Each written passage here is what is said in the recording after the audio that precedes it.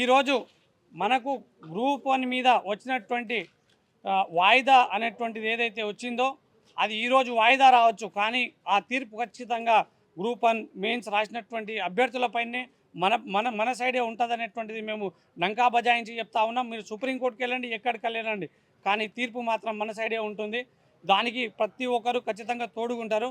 దాంతోపాటు ఈరోజు ముఖ్యమంత్రి గారు మీరు ఇచ్చినటువంటి వాగ్దానాలు ఏడిపోయినాయి, మీరు ఇచ్చినటువంటి జాబ్ క్యాలెండర్ అనేటువంటిది ఏదైతే ఇచ్చిరో అది చాలా ముమ్మాటికి తప్పు. ఇప్పటి వరకు ఇంప్లిమెంటేషన్ అనేటువంటిది జరగలేదు. హిమాచల్ ప్రదేశ్ కావచ్చు, జమ్మూ అండ్ కాశ్మీర్ కావచ్చు, గుజరాత్ కావచ్చు, తర్వాత రాజస్థాన్ కావచ్చు, వీళ్ళు ఏ విధంగా ఇస్తూ ఉన్నారనేటువంటిది కనీసం అవగాహన తెచ్చుకోండి, సిగ్గు తెచ్చుకోండి అనేటువంటిది ఈ యొక్క ప్రభుత్వానికి నిలదీస్తూ ఉన్నాం. ఈ యొక్క చిక్కడపల్లి లైబ్రరీలోనే మీరు వచ్చారు కదా, రాహుల్ గాంధీ గారు మీకన్నా శరం ఉండాలి కదా, మీరు ఏడిపోయారు ఈరోజు. మా ఎలక్షన్ల కంటే ముందు మా దగ్గరికి వచ్చి మమ్మల్ని మభ్యపెట్టి 2 లక్షల ఉద్యోగ జాబ్ క్యాలెండర్ ఇస్తాం, నోటిఫికేషన్ ఇస్తాం, ఒక ఏడాదిలోనే నింపుతాం అన్నటువంటి ప్రియాంక గాంధీ గారికి కూడా మేము హెచ్చరిస్తూ ఉన్నాము. మీరు ఆనాడు మమ్మల్ని ఉసిగొలిపి మీరు గద్దెనెక్కిన తర్వాత మమ్మల్ని విస్మరిస్తూ ఉన్నారు. ఇది తగదనేటువంటిది నేను హెచ్చరిస్తూ ఉన్నాను. అదేవిధంగా రేవంత్ రెడ్డి గారు ఈ నిరుద్యోగులతో చెలగాటం ఆడుతూ ఉన్నారు.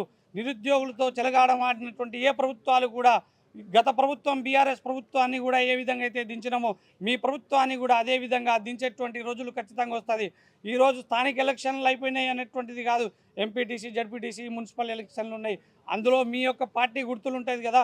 మా నిరుద్యోగులమైనటువంటి మేమందరం కలిసి మీ యొక్క కాంగ్రెస్ పార్టీకి ఎగ్నెస్ట్గా మేము ప్రచారాలు చేసి మిమ్మల్ని ఖచ్చితంగా ఓడించేటట్టు మేము ప్రయత్నాలు చేస్తామనేటువంటిది కూడా తెలియజేస్తూ ఉన్నాను. అదేవిధంగా ఈ యొక్క మీరు ఇచ్చేటువంటి నోటిఫికేషన్లు ఏదైతే ఉంటాయో అవి సక్రమంగా ఉండాలి. కోర్టు పరిధిలో కూడా మీరు కోర్టులకు మేము వెళ్లకుండా, కోర్టుల్లో కేసు వేయకుండా మీరు ఫస్ట్ నోటిఫికేషన్ చేసేటప్పుడే క్లియర్గా అనేటువంటిది చూసి వేయండి అనేటువంటిది తెలియజేస్తా ఉన్నాను. Thank you.